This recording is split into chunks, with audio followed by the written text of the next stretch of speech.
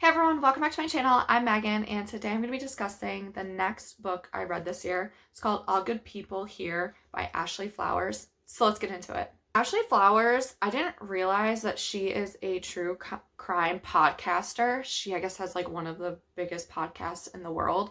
I do not watch or listen to true crime, so it was something that was new to me, and this is her debut novel. So when I read that, I was like, ooh, I think this is going to be a really good one if this is the genre that she does for a living. Boy, was I a little frustrated. I liked the premise of the book,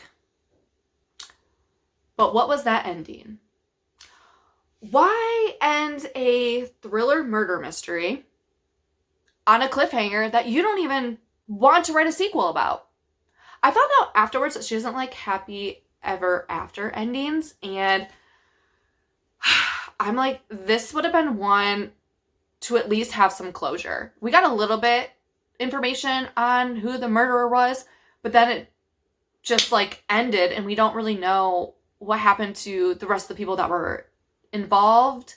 Like, I don't know why she did what she did with the main character. I don't know. I don't like how it's ambiguous at the end. And when the murderer was announced in this book, I didn't think it was going to be one of the family members, just based on how the book was written. There was a lot of twists and turns at the end, and I just kind of didn't know how it was going to end up and if anything was going to make sense. I feel like there was quite a few loops that were thrown in terms of the son or the brother of the victim, where Margot goes out and finds him. And so at times like that, I was like, oh, okay, well, maybe he did kill her. But then I'm like, the twin brother it doesn't seem right for him to kill his sister. But then when you find out who the killer is, it's like, well, why did you go on national TV? And there are these like little things throughout the book of things that he wanted them to do as a family. And I'm like, oh, okay, I guess that kind of like adds up in a way. But it's just devastating.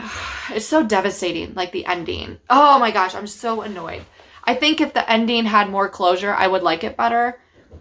I think the plot and everything was fine. It was about this girl who was taken at 5, and it was ironically, I think 20 or 25 years later. It was 25 years later when Margot's 6-year-old friend, neighbor, got kidnapped, and she has a twin brother, the 6-year-old girl. So it was like the 25 anniversary. It's like, oh, the killer of that one girl is come back.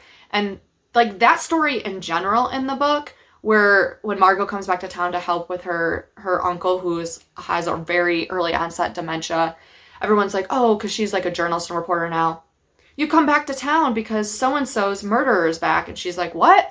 They're like, another girl from the town over, the 5-year-old disappeared.